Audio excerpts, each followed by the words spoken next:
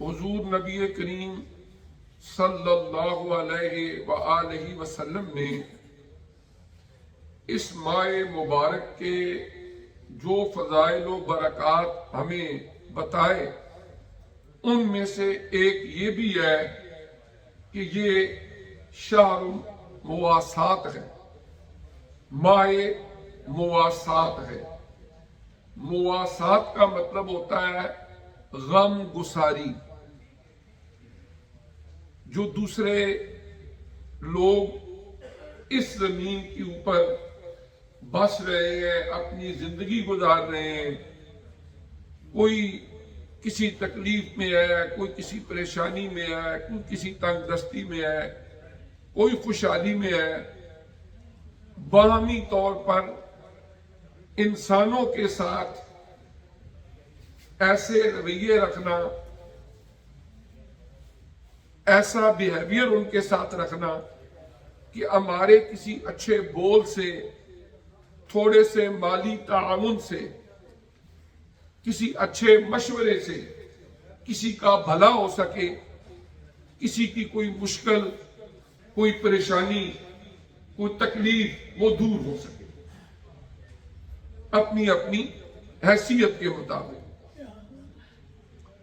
اور پھر ایک معمول مبارک حضور نبی کریم رؤوف الرحیم صلی اللہ علیہ وآلہ وسلم کا یہ تھا کہ حضرت سیدہ ام المومنین عائشہ صدیقہ رضی اللہ تعالی عنہ فرماتی ہیں کہ حضور علیہ الصلوۃ والسلام رمضان المبارک کے بابرکت مہینے میں پہلے سے بھی کئی گنا بڑھ کے صدقہ و خیرات کرتے، معاشرے کے مفلوق الحال، پریشان حال، دکھی لوگوں کا ساتھ دیتے، ان کے دکھوں کا مداوع فرماتے۔ اللہ تبارک و تعالی نے اس کائنات رنگ و بو کا نظام جب شروع فرمایا تو آغاز میں ہی ایک اصول بتا دیا کہ الذی خلق الموت والحیات لیبلوکم ایکم احسن عملا، کہ اللہ جل مجدہ کی ذات وہ ہے جس نے یہ موت اور زندگی کا سلسلہ شروع کیا۔ خوشی کے ساتھ دنیا میں ہزاروں غم بھی آتے ہیں، جہاں بجتی ہیں شہنائیاں وہاں ماتم بھی ہوتے ہیں۔ کسی گھر سے کہیں خوشی کے شادیانے بج رہے ہیں، کوئی وقت آتا ہے کہ وہاں سے ہی کسی میت کو اٹھا کے قبرستان لے جایا جا رہا ہوتا ہے۔ یہ دنیا کی زندگی کا ایک نظام ہے۔ کسی گھر کے اندر بچے کی پیدائش پر خوشی کا اظہار ہو رہا ہوتا ہے تو کہیں کسی گھر میں کسی بچے جوان یا بوڑھے کی وفات پر وہاں پر دکھ اور غم کا ماحول ہوتا ہے۔ الذی خلق الموت والحیات، اللہ وہ ہے جس نے اس موت اور زندگی کو پیدا کیا۔ اب اس موت و حیات کی کشمکش، اس کا مقصد کیا ہے؟ خود قرآن نے اس کو واضح کر دیا۔ لام یہاں پر عربک لینگویج کے حساب سے ریزننگ کے لیے آیا ہے، علت بیان کرنے کے لیے آیا ہے۔ لیبلوکم، تاکہ وہ اللہ تمہاری آزمائش کرے، وہ اللہ تمہارا ٹیسٹ لے۔ کس بات کا ٹیسٹ؟ ایکم احسن عملا، کہ تم میں سے کس کا عمل اچھا ہے۔ اس مقصد کے لیے اس اللہ تعالیٰ نے حضرت آدم علیہ السلام کو جنت سے اس زمین پر بھیجا، پھر زمین پر انسان کو بھیج کے اس کے وجود کی بقا کے لیے جتنی بھی چیزوں کی ضرورت تھی انہیں اس اللہ پاک نے مہیا کر دیا۔ ہم کچھ منٹ وداؤٹ آکسیجن سروائیو نہیں کر سکتے۔ اس اللہ نے اس زمین کے اوپر ہمارے لیے آکسیجن کو پھیلا دیا. ہم کہیں بھی جاتے ہیں ہمیں فری میں وہ آکسیجن ملتی ہے. اگر کوئی آدمی بیمار ہو اور اس کو آرٹیفیشل آکسیجن لگائی جائے تو آپ کو معلوم ہوگا 1 مہینہ اس کو آکسیجن لگائے تو اس کے ایکسپینڈیچر کتنے ہوں گے. لیکن اللہ کا شکر ادا کریں کہ اس نے فری میں ہمیں جہاں کہیں بھی ہم ہوتے ہیں اس فضا کے اندر اس کو پھیلا دیا. بیکاز وہ جانتا تھا کہ اس کے بنا ان زندہ نہیں رہ سکیں. پھر اس کے بعد ہمیں کھانے کی ضرورت تھی, ہمیں پینے کی ضرورت تھی, ہمیں carbohydrates, vitamins, minerals, water, proteins, ان ساری چیزوں کی ضرورت تھی. اس نے پھلوں کے اندر, سبزیوں کے اندر, گوشت کے اندر, پانی کے اندر یہ ساری چیزیں رکھ دی. اور ہم جب ان کو استعمال کرتے ہیں ہمارے وجود میں انرجی آتی ہے, ہم دن رات کے اپنے معمولات کو جاری رکھتے ہیں. یہ اللہ کا کرم ہے کہ اس نے یہ ساری چیزیں اسی زمین میں پیدا کی. اور ایک عجیب بات یہ ہے کہ انسان کی تخلیق قرآن گواہ ہے, چونکہ غالب عنصر مٹی تھا, مٹی سے انسان کو پیدا کیا گیا, لائٹ سے اور نور سے فرشتوں کو پیدا کیا گیا, آگ سے جنات کو پیدا کیا گیا. تو ہمارا وجود چونکہ مٹی سے بنا, ہمارے کھانے کی کوئی بھی چیز ہے وہ اللہ نے مٹی سے ہی پیدا کی. آپ ایک نوالا جب ہاتھ میں اٹھا کے اپنے منہ کی طرف لے کے جاتے ہو, کبھی 10-15 سیکنڈز کے لیے اسے یہاں روک لینا, سوچنا اس کے اندر فلاں سبزی, فلاں گوشت, فلاں گندم, فلاں چیز ہے, اور کوئی ایک چیز بھی ایسی نہیں جو زمین سے پیدا نہ ہو. اگر جانوروں کا ہم گوشت کھاتے ہیں تو جانوروں کا سارا چارہ زمین سے اگتا ہے, ادروائز وہ سروائیو بھی نہیں کر سکتے. تو بات کہنے کا مقصد یہ ہے اس اللہ تعالیٰ نے پورا انتہائی منظم, مضبوط اور مربوط نظام بنا کے یہاں پر انسانوں کو کہا کہ یہ تمہارا ٹیمپریری ٹھکانہ ہے, عارضی طور پر تمہیں میں بھیج رہا ہوں الی اجل مسمی, ایک فکس ٹائم پیریڈ تک. وہ ٹائم پیریڈ جب آ جائے گا اللہ کے فرشتے کو اللہ کی طرف سے حکم ہو جائے گا کہ فلاں بندے کی تو نے روح قبض کرنی ہے, تو دنیا کی کوئی طاقت, دنیا کا سارا مال و دولت اکٹھا بھی کر لیا جائے تو 1 سیکنڈ کی زندگی کسی کو نہیں دے سکتا.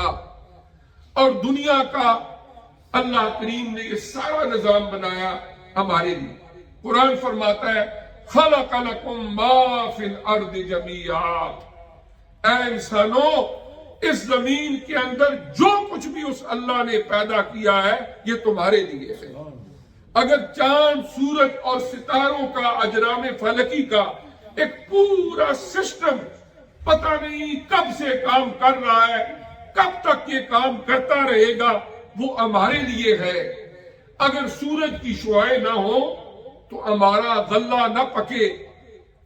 آپ دیکھیں زمیندار لوگ جو ہیں جو فارمنگ کرتے ہیں, اگر ایک زمین کا ٹکڑا ہے وہاں پر آپ نے گندم بیج دی, اسی زمین کے اندر ایک بہت بڑا سایہ دار درخت لگا ہوا ہے, اور وہ سایہ دار درخت سورج کی شعاؤں کو روکتا ہے, نیچے نہیں آنے دیتا.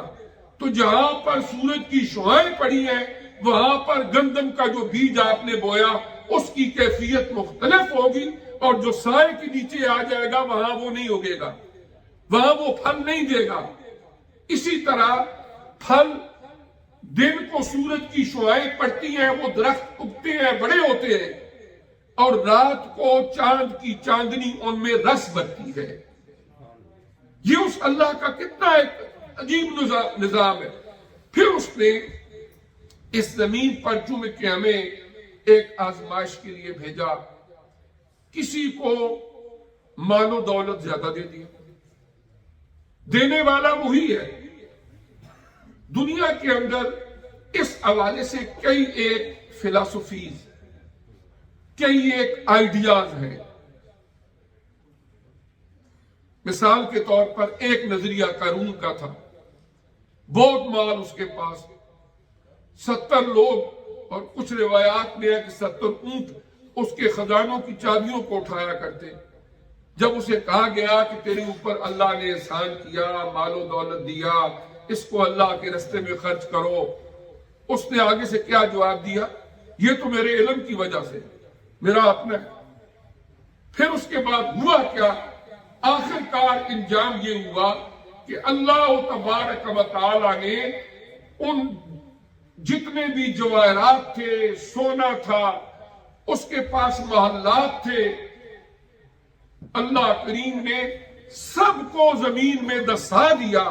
اور آج تک کسی جیولوجسٹ کو یا اسٹرانومسٹ کو پتہ نہیں چل سکا کہ زمین میں کہاں دس کے گیا ہے، یا آسمانوں کے اوپر فضاؤں میں وہ کہاں پر گیا ہے. اور اللہ کی قدرت ہے، وہ اللہ کا عذاب تھا. یہ اس کا نظریہ تھا کہ یہ میرے علم، میری وجہ سے ہے. اسلام کا نظریہ کیا ہے؟ حضرت شیخ سعدی رحمت اللہ علیہ نے اس کو بڑا بریفلی ہمارے لیے واضح کر دیا.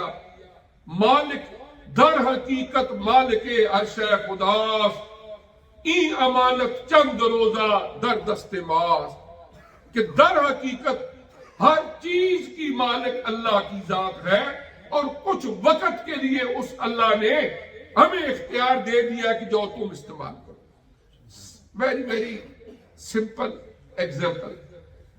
یہاں لوٹن میں جس گھر میں میں رہتا ہوں، ایک دن میں اس کی رجسٹری چیک کر رہا تھا.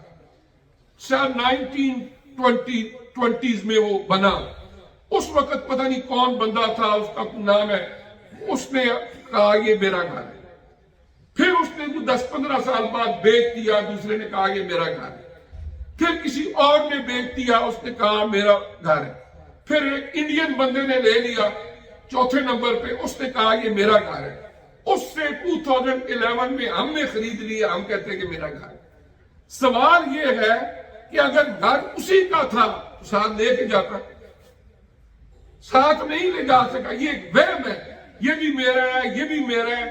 نبی کریم علیہ السلام نے فرمایا کہ انسان کا وہی کچھ ہے جو اس نے کھا لیا ہضم ہو گیا، جو اس نے پہن لیا وہ سیدھا ہو گیا، یا جو اس نے اللہ کے رستے میں دے دیا اور اس کے لیے ذخیرہ آخرت بن گیا. باقی کفن بھی میلا نہیں ہوگا، لوگ لڑنا شروع ہو جائیں گے، یہ میرا ہے، یہ میرا ہے، یہ اچھی چیز ہے، یہ میں نے لینی ہے، یہ گاڑی میں نے لینی ہے، یہ موبائل میں نے لینا ہے، یہ کوٹھی میں نے لینی ہے. ابھی کفن بھی میلا نہیں ہوتا تو لڑائیاں شروع ہو جاتی ہیں. بندہ یہ سوچتا رہتا ہے کہ میرا ہے.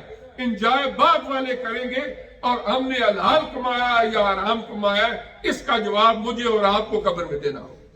تو اللہ تعالیٰ نے ایک سسٹم بنا دیا، ایک نظام بنا دیا. کسی کو امیر کر دیا، کسی کو غریب کر دیا. یہ اس کا اپنا نظام ہے. ورنہ کون بندہ چاہتا ہے میں غریب ہوں؟ کون یہ چاہتا ہے کہ میں غریب ہوں؟ ہر بندہ چاہتا ہے کہ میرے پاس زیادہ مال ہے، محنت بھی کرتا ہے، کوشش بھی کرتا ہے. بعض اوقات بڑے بڑے پڑھے لکھے لوگ وہ تنگی میں ہوتے ہیں. جو لوگ اتنے پڑھے ہوئے بھی نہیں، ان کے لیے زیادہ مال و دولت کے وسائل پیدا ہو جاتے ہیں. یعنی کہنے کا مقصد یہ ہے کہ اللہ تعالیٰ نے آزمائش بنایا دنیا کی زندگی. کسی کو ضرورت سے زیادہ دے دیا، کسی کی ضرورتیں بھی پوری نہیں ہوتی. اب حکم کیا دیا؟ وَفِي أَمْوَالِهِمْ حَقٌّ لِلسَّائِلِ وَالْمَحْرُومِ. قرآن فرما رہا ہے جنہیں ہم نے زیادہ دیا ہے ان کے مال میں ہم نے حق رکھ دیا ہے ان لوگوں کا جو محروم ہے اور بامر مجبوری دستے سوال دراز کرنے والے، ان کا ہم نے رکھ دیا حق. اب اگر کوئی آدمی کسی غریب کی، کسی مسکین کی، کسی یتیم کی، کسی بیوہ کی مدد کرتا ہے، ان کے اوپر ہاتھ رکھتا ہے، تو یہ کسی پر احسان نہیں ہے. اللہ قرآن میں فرمایا یہ ان کا حق ہے. جو کسی کا رائٹ ہوتا ہے وہ دوسرے کی ڈیوٹی بن جاتی ہے. اگر ماں باپ کی فرما برداری ہمارا فرض ہے، ہماری ڈیوٹی ہے، تو یہ ماں باپ کا رائٹ بن جاتا ہے. اولاد کی اچھی تربیت اگر ماں باپ کا فرض ہے تو اولاد کا رائٹ بن جاتا ہے. تو کس طرح یہ ہے کہ جو کسی کا فرض ہوتا ہے وہ دوسرے کا جو ہوتا ہے وہ حق بن جاتا ہے.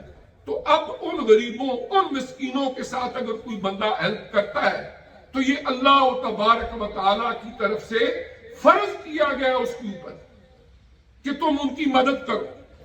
اور پھر اللہ کتنا کریم ہے, دیتا وہی ہے, جان تک اسی نے دی ہوئی ہے.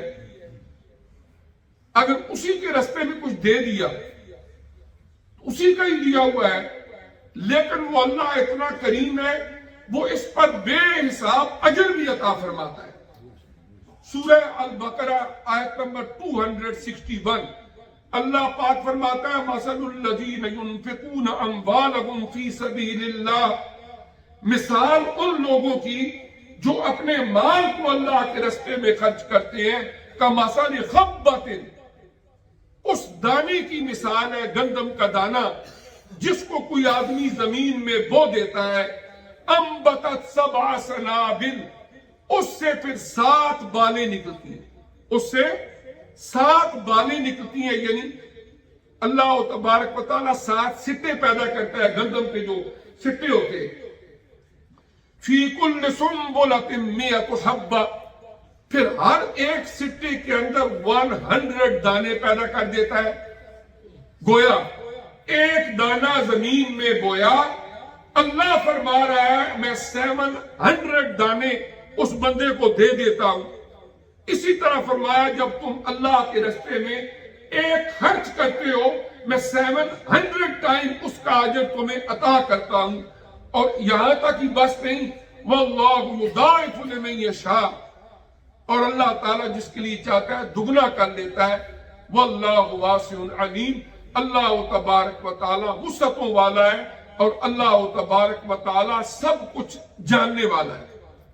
اس کے بعد اللہ تبارک و تعالیٰ نے سورہ آل عمران جو 3rd نمبر سورہ قرآن کی, اس کی آیت نمبر 180 180 نمبر آیت, اس میں فرمایا وَلَا يَحْسَبَنَّ الَّذِينَ يَبْخَلُونَ بِمَا آتَاهُمُ اللَّهُ مِنْ فَضْلِهِ هُوَ خَيْرًا لَهُمْ, فرمایا وہ لوگ جو جنہیں ہم نے اپنے فضل سے مال و دولت عطا فرمایا ہے اور اس میں سے بخل کرتے ہیں, نہ زکوٰۃ ادا کرتے ہیں, نہ انفاق فی سبیل اللہ کرتے ہیں, اور نہ اسے اللہ کے راستے میں خرچ کرتے ہیں, وہ یہ گمان نہ کریں کہ یہ مال ان کے لیے بہتر ہے, بل هو شر لهم, بلکہ یہ مال ان کے لیے برا ہے, وبال جان ہے ان کے لیے. سَيُطَوَّقُونَ مَا بَخِلُوا بِهِ يَوْمَ الْقِيَامَةِ, اللہ پاک فرماتے ہیں کہ ان کے گلوں کے اندر یہی مال ایک توق بنا کے ڈال دیا جائے گا قیامت کے دن. یہ قرآن پاک کی سورہ آل عمران آیت نمبر 180. پھر حضور نبی کریم صلی اللہ علیہ وآلہ وسلم نے اس کی وضاحت فرمائی. حضور علیہ السلام نے ارشاد فرمایا, یہ بخاری شریف کی حدیث نمبر 1403, بخاری شریف کی ترتیب کے لحاظ سے 1403 نمبر حدیث مبارکہ ہے جو ابھی میں پڑھنے لگا ہوں. اس آیت کی تفسیر, حدثنا علی ابن ابی عبداللہ حدثنا ہاشم بن القاسم حدثنا عبد الرحمن ابن عبداللہ بن دینار عن ابی صالح السمان عن ابی ہریرہ رضی اللہ تعالی عنہ قال قال رسول اللہ صلی اللہ علیہ وسلم, یہ اس کی سند ہے. آقا علیہ السلام فرما رہے ہیں کیا, من آتا اللہ مالا, جسے اللہ تعالیٰ اپنی طرف سے مال و دولت کی فراوانی عطا کرتا ہے, فلم یؤد زکاتہ, وہ اس میں سے زکات بھی ادا نہیں کرتا, مسل له مالہ یوم القیامت شجاعا اقرع, قیامت کے دن اس کا جو مال ہے, نبی کریم صلی اللہ علیہ وآلہ وسلم فرماتے ہیں ایک گنجے سانپ کی شکل میں اس کے سامنے پیش کیا جائے گا. لہو زبیبتان یطبقہ یوم القیامہ, اس کی آنکھوں کے پاس دو سیاہ نقطے ہوں گے، پھر وہ سانپ اس کے دونوں جبڑوں سے اسے پکڑ لے گا۔ وہ بندہ پوچھے گا تو کون ہے، تو کیا ہے؟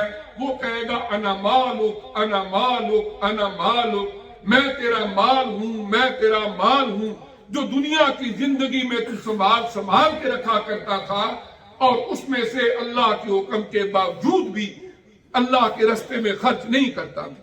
جب نبی کریم صلی اللہ علیہ وآلہ وسلم نے یہ بیان فرما دیا انا مالک انا کنزک، پھر وہ کہے گا میں تیرا مال ہوں، میں تیرا خزانہ ہوں۔ ثم تلا لا يحسبن الذين يبخلون، پھر نبی کریم علیہ السلام نے سورہ آل عمران کی آیت نمبر 180 کی تلاوت کی کہ اللہ نے جو یہاں فرمایا ہے کہ اس کے گلے میں ایک ٹوپ لٹکا دیا جائے گا، حقیقت میں وہ سانپ ہوگا جو گنجا ہوگا، جس کے یہاں دو داغ ہوں گے، اس کو ٹھونگے مارے گا، اس کے جبڑوں کو منہ میں لے لے گا۔ بندہ چیخے گا، پوچھے گا تو کیا بلا میرے پر پڑ گئی ہے، تو ہے کون؟ وہ کہے گا انا مالک انا کنزک، یہ وہ مال ہے جو تجھے گن گن کے رکھتا تھا، خوش ہوتا تھا میرے پاس اتنا ہے، لیکن اللہ کے راستے میں نہیں دیتا تھا، اسے اللہ کی زکوٰۃ تک ادا نہیں کرتا تھا۔ تو مال کا زیادہ ہونا اٹ سیلف کوئی برائی نہیں، لیکن ہمارا کردار اس کو اچھا بھی بنا سکتا ہے، اس کو برا بھی بنا سکتا ہے۔ حضرت عثمان غنی رضی اللہ تعالیٰ عنہ کو اللہ نے مال دیا، حضرت ابو بکر صدیق رضی اللہ تعالیٰ عنہ کو اللہ نے مال دیا، حضرت امام ابو حنیفہ رحمۃ اللہ علیہ وقت کے کپڑے کے بہت بڑے تاجر تھے، بہت سارے لوگ دنیا میں آئے، لیکن انہوں نے اس مال کی حقیقت کو پہچانا۔ اللہ کریم نے دنیا میں بھی عزتیں عطا فرمائی اور آخرت میں بھی سرخروئی عطا فرمائی، لیکن جنہوں نے اس مال کو خزانے سمجھ کے سمجھا پتہ نہیں قبر میں ہی میرے ساتھ جائیں گے، آج ان کے نام گالیاں بن گئی ہیں۔ کوئی بندہ اپنے بیٹے کا نام قارون نہیں رکھتا، نمرود نہیں رکھتا، فرعون نہیں رکھتا، اس لیے کہ وہ تاریخ انسانی کے ایسے بدنما داغ بن چکے ہیں کہ انہوں نے دنیا کے مال و دولت کو اکٹھا کر کے جاؤ جلال میں آ کے اس انسانیت پر ظلم کیا، اور انہوں نے لوگوں کے ساتھ بجائے اس کے کہ ہیلپ کرتے۔ بنی اسرائیل کمزور تھے، اور قرآن پاک نے فرعون کا ایک لقب یہ بیان کیا ذل اوتاد، وفرعون ذل اوتاد، وہ میخوں والا فرعون ان غریبوں کو دیواروں کے ساتھ کھڑا کر کے کیلے ٹھوک دیتا تھا، ان پر ظلم اور ستم کیا کرتا تھا۔ تو اللہ تعالیٰ نے وفرعون ذل اوتاد کہہ کے اس کو بیان کیا۔ تو بات یہ ہے کہ رمضان میں ہی نہیں، ویسے بھی اللہ تبارک و تعالیٰ کے راستے میں خرچ کرنا، اللہ تبارک و تعالیٰ نے اس کے فضائل قرآن میں بیان فرمائے، آقا علیہ السلام نے ہر بات کو کھول کے بیان کر دیا۔ اس کی باوجود اگر کوئی بندہ ان خزانوں کو اپنے ساتھ جہنم کی طرف لے کے جانا چاہے اور آخرت کا وبال دنیا میں ذرا کو تنگی تکلیف کو بھائی بہن بیٹا رشتہ دار ماں باپ آ جاتے ہیں، چلو جی اسپتال لے کے جائیں، اس کی مشکل کو حل کریں، وہاں پر اکیلی جان اور جن کو ساری زندگی پالا پوسا، سب سے پہلے قبر میں رکھ کے مٹی منہ ڈالتے ہیں، سب سے پہلے مٹھی مٹی کی منہ ڈالتے ہیں، باقی لوگ بعد میں ڈالتے ہیں یا دوسرے لوگ بعد میں ڈال کے قبر بناتے ہیں، پہلے رکھ کے وہ اپنا فرض ادا کرتے ہیں کہ وہ پہلے مٹی ہم ڈالیں، اور مصنون طریقہ بھی یہی ہے۔ تو اس کے لیے یہ ہے کہ اللہ تبارک و تعالیٰ نے ہمیں تھوڑے دنوں کے لیے یہاں پر بھیجا ہے، اس کی قدر کریں، اس کا احساس کریں